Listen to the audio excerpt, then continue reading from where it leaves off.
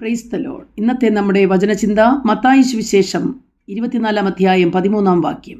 അവസാനത്തോളം സഹിച്ചു നിൽക്കുന്നവർ രക്ഷിക്കപ്പെടും.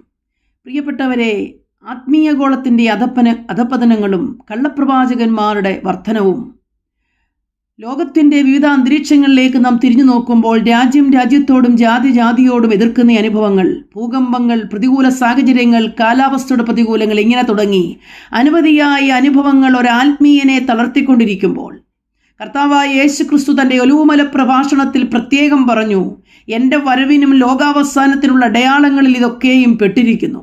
എന്നാൽ നിങ്ങളോ അവസാനത്തോളം ഇത് സഹിച്ചു നിൽക്കണം. ഏത് പ്രതികൂലങ്ങളെ, ആത്മീയ ജീവിതത്തിലെയും ഭൗമിക ജീവിതത്തിലെയും പ്രതികൂലങ്ങളെ സഹിച്ചു നിൽക്കണം. വിശ്വാസത്തിൽ ക്ഷീണിച്ചു പോകുവാൻ പാടില്ല. എങ്കിൽ നിങ്ങൾക്ക് എൻ്റെ മഹത്വത്തിലേക്ക് പ്രവേശിപ്പാൻ, രക്ഷിക്കപ്പെടുവാൻ ഇടയായിത്തീരും. ഇല്ലെങ്കിലോ ഈ ലോകത്തിലെ ആത്മീയ ജീവിതം വ്യർത്ഥമായി മാറും. ആമേൻ.